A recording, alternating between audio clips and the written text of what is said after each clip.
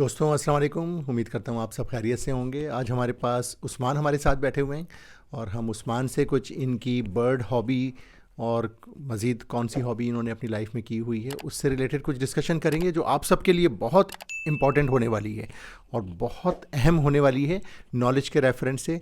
तो आप लोग इसको ज़रूर सुनिएगा और आई वुड से आप एंजॉय करेंगे बहुत। उस्मान आज हमसे एग्जीबिशन होगो का एक पेयर लेके जा रहे हैं, वर्किंग पेयर। हम उसके बाद अपने डिस्कशन के दौरान उससे भी रिलेटेड कुछ बात करेंगे। तो आए उस्मान से मिलते हैं और उस्मान से पूछते हैं उस्मान का प्रोफेशन क्या है और बाकी बातें हम अपने डिफरेंट करते हैं। उस्मान, तो थोड़ा सा अपने बारे में बताएंगे, आप क्या करते हैं? अस्सलाम वालेकुम सर, मेरा नाम उस्मान है। मैं बेसिकली टैक्सेशन का काम करता हूँ और टैक्स से रिलेटेड मेरी फील्ड है। पर इससे साथ ही मैंने जब स्टूडेंट लाइफ में था तो मैंने डॉग ब्रीडिंग की है, रॉट वेलर से रिलेटेड। और अल्हम्दुलिल्लाह 5 दफ़ा मेरे डॉग चैम्पियन भी रहे हैं। पाकिस्तान और यूरोप से भी मैंने इंपोर्ट किए हैं। राइट, सो आप लोग घबराइएगा नहीं उस्मान आपके टैक्सेस प्लेस करने के लिए नहीं आ रहे। सो ये उस्मान का प्रोफेशन है एक बहुत अच्छे इदारे में। हम इदारे का नाम डिस्कस नहीं करते हैं यहाँ पे, वहाँ से टैक्सेशन से रिलेटेड हैं उस्मान। क्योंकि ऑलरेडी लाइव स्टॉक में काम करते रहे तो हम पूछते हैं उस्मान से कि थोड़ा सा ब्रीफली हमें बताएं आज तक इन्होंने लाइव स्टॉक में क्या किया, कहाँ से शुरू किया, क्या इनकी उसमें अचीवमेंट्स रहीं, फिर इस वक्त किस स्टेज के ऊपर हैं और ये पैरट्स की हॉबी में ख़ास तौर पे बजी की हॉबी में ये क्यों, किस तरह इनका इंटरेस्ट डेवलप हुआ? बेसिकली सर, ये डॉग ब्रीडिंग एक बहुत मुश्किल है। इसके लिए इसमें अर्निंग नहीं है, आपका सारी इन्वेस्टमेंट लगती है। इसमें इनकी आपको पेडिग्रीज देखनी पड़ती है कि ये इसकी मेल किस लाइन का है, फीमेल किस लाइन की है। उसके बाद इनकी कम्बिनेशंस होते हैं, तो इसमें कोई प्रॉफिट मार्जिन नहीं है। बर्ड्स की तरफ इसलिए आया क्योंकि एक डॉग को मेंटेन करना और उसकी ज़िंदगी से प्रॉमिस करना 14 साल की प्रॉमिस होता है। आप एक बच्चा लाते हैं घर पे तो वो आपके बच्चों की तरह होता है, आप उसको दे नहीं सकते। वरना फिर आप बर्ड लवर या डॉग लवर है ही नहीं, आपने अपना शौक़ पूरा किया, साल 1.5 साल रखा दे दिया, तो फिर ये आपकी हॉबी नहीं हुई, ये सिर्फ आपका एक दिल गुजारना हुआ। तो आप इसे डॉग रखें या कोई भी पेट रखें तो उसको पूरा 100% प्रॉमिस होकर रखें। वरना आप बर्ड ना रखें, ना कोई पेट रखें। वरना आप एक गोल्ड फिश रख लें, आपके पास पेट है, आप उसको दाना डाल देते हैं, इनफ। तो उस्मान, आपने फर्स्ट टाइम कहाँ से डॉग लिया, फिर कौन से आपने मेडल्स भी आपने कुछ जीते हैं, कहाँ पे आपने सर पार्टिसिपेट किया? 2011 में मैंने पहला मुझे डॉग रॉट वेलर गिफ्ट हुआ था। मेरे एक दोस्त हैं अब्दुल हादी, वो भी अभी rottweiler kennel club Pakistan के मेंबर हैं। उन्होंने मुझे एक डॉग फीमेल गिफ्ट की थी।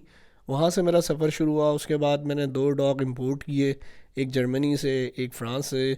तो वो भी एक 7 कंट्री विनर था। एक मेरी फ़ीमेल अभी इंडिया में है, पर मैं डॉग ब्रीडिंग छोड़ चुका हूँ क्योंकि बहुत एक्सपेंसिव शौक़ है वो। हम थोड़ा सा बताएंगे आपने किस किस पाकिस्तान के शहर में डॉग्स में पार्टिसिपेट किया और कौन कौन से आपने प्राइजेस जीते अपनी लाइफ में? सर पाकिस्तान में बेसिकली 3 बड़े शहरों में होते हैं, कराची, लाहौर और इस्लामाबाद। इस्लामाबाद का मेन शो होता है जहाँ से आपको ऑल पाकिस्तान का सीगर मिलता है। तो कराची में भी विनिंग्स किए हैं, लाहौर में भी किए हैं, फिर जाके 3 दफ़ा कराची यानी कि ऑल पाकिस्तान सीगर भी जीता हूँ मैं। तो ये इनका वे ऑफ। ये सीगर क्या होता है? सीगर होता है कि आपने तमाम शोज़ का विनर, टॉप लाइन विनर्स आते हैं कि फ़र्स्ट आपने बेसिकली पूरे कराची पाकिस्तान में 8 शोज़ होते हैं। 8 में वो फर्स्ट इन ब्रीड आना चाहिए। उसकी एयर क्रॉप्स, उसकी आइज़, उसकी स्टैंड अप, उसकी बाइट, उसका मजल्स, ये सारी चीज़ें काउंट होती हैं। यानी कि कंट्री का बेस्ट डॉग आपने किसी भी ईयर में वो प्राइज आपने जीता? जी, और उसकी एज भी 4 ईयर्स तक होती है। आप पहले साल से लेके जब वो चाइल्ड होता है, मतलब 18 ईयर्स तक वो अंडर एडल्ट आता है। 18 मंथ से लेके 24 मंथ्स तक वो एडल्ट की शेप में आ जाता है। तो अराउंड 4 to 5 ईयर्स तक हम उसको शो में लेके जा सकते हैं।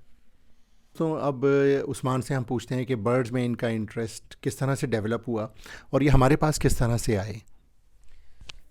सर एक दफ़ा मैं वीडियो स्क्रॉल डाउन कर रहा था यूट्यूब पे, तो आपकी वीडियो देखी तो एक इंटरेस्ट पैदा हुआ।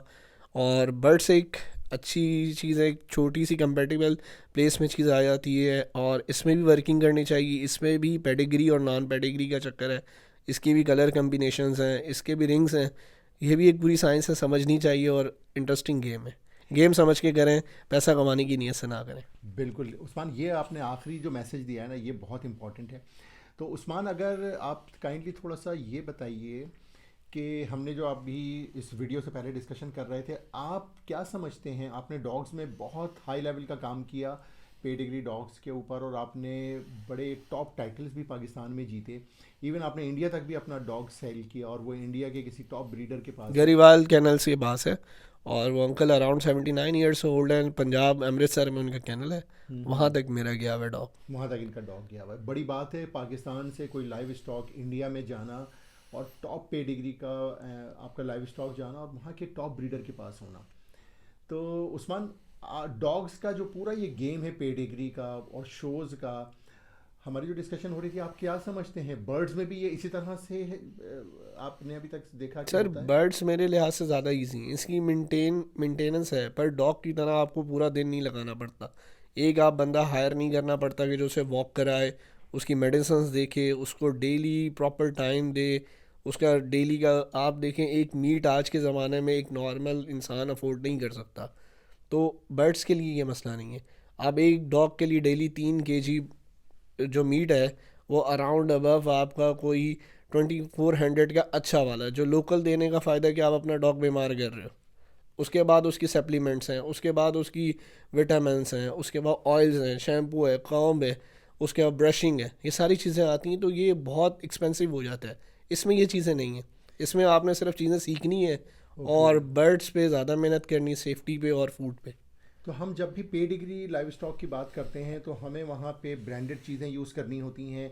आप ये कह रहे हैं उनकी फीड जो बहुत टॉप क्वालिटी की, अच्छी क्वालिटी की, एक्सपेंसिव फीड होती हैं, वो देनी होती हैं, रादर देन इसके कि जो कि हम नॉर्मली गाय को खिला रहे हैं या बिल्ली को खिला रहे हैं, वो हम अपने पेडिग्री लाइव सर स्टॉक देखें, पेट आप कोई भी चीज़ है उसके अंदर जान है, जैसे हमारे अंदर है।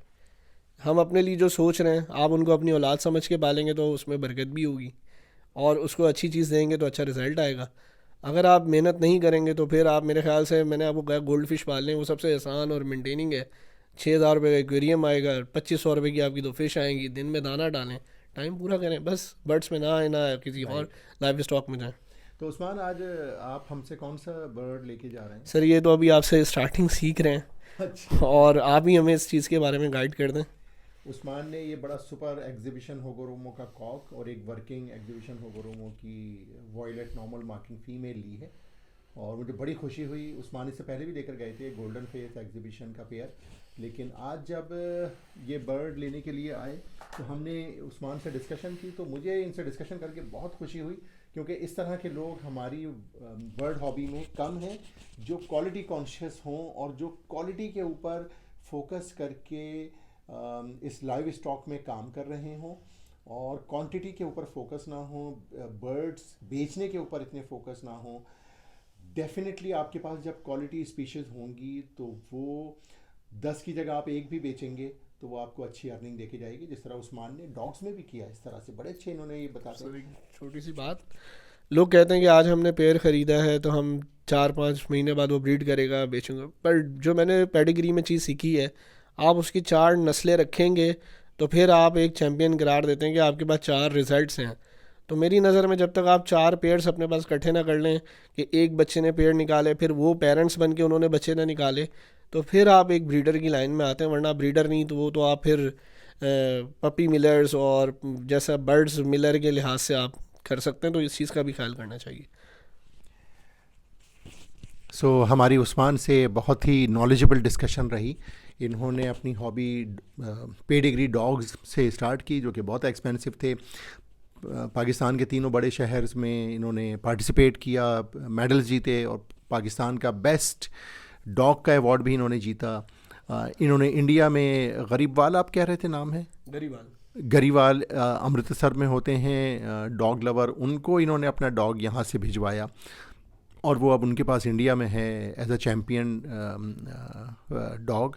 और अब मैंने जब ये आज आए तो मैंने इनसे पूछा, आपने ज़िंदगी में कभी बर्ड्स रखे? तो उस्मान ने कहा नहीं, पहला पेयर आपसे लास्ट वीक ही लेकर गया था। तो फिर मुझे थोड़ा सा हुआ कि यार एक शख्स पहला पेयर लेके गया है, ज़रा पूछूं तो क्यों ये बर्ड्स रखना चाह रहे हैं। तो आज ये सेकंड पेयर लेने के लिए आए। जब ये डिस्कशन स्टार्ट हुई तो फिर मुझे इनकी नॉलेज की डेप्थ का पता चला। कि इन्होंने डॉग्स के अंदर बहुत कुछ लर्न किया हुआ है। और मैंने फिर इनसे कहा कि 80% सेम फार्मूला जो आपकी नॉलेज है वही इस बजरीगर हॉबी में भी चलता है। सिर्फ 20% का जो थोड़ा बहुत फ़र्क है कि इसकी कीपिंग और उसकी कीपिंग में थोड़ा सा फ़र्क है, ये ब्रीड कैसे करेगा, डॉग्स कैसे ब्रीड करेंगे, ये एक मामूली सा फ़र्क है। अदरवाइज़ जो साइंस है पेडिग्री डॉग की या पेडिग्री बर्ड की वो सेम ही है। सो उस्मान, आपने जब कभी भी कोई हेल्प लेनी हो, I am always available. Office hours में मैं थोड़ा सा बिज़ी होता हूँ तो एट टाइम्स मैं लोगों को रेस्पॉन्स नहीं दे पाता, otherwise I am always with you. और आई उम्मीद करता हूँ इंशाल्लाह आप इस गेम में लर्न करेंगे, एंजॉय करेंगे और अपनी हॉबी कंटिन्यू रखेंगे सक्सेसफुली इंशाल्लाह। कोई आखिरी लाइन, पंच लाइन अगर आप देना चाहें। सर फर्स्ट लाइन ये है कि ऑफिस वाले के लिए बर्ड्स रखना सबसे आसान है, डॉग वगैरह या बकरियां वगैरह रखना बहुत मुश्किल है। तो बर्ड्स की तरफ आएँ और अपने दोस्तों को बर्ड्स दें, इस हॉबी को बढ़ाएं। अर्निंग की नीयत से नहीं, एक दोस्ती और मोहब्बत के लिए करें। उस्मान ने बहुत प्यारा मैसेज दिया। दोस्तों, उम्मीद करता हूँ कि ये वीडियो आपको पसंद आई होगी। खुश रहें। खुदा हाफिज़।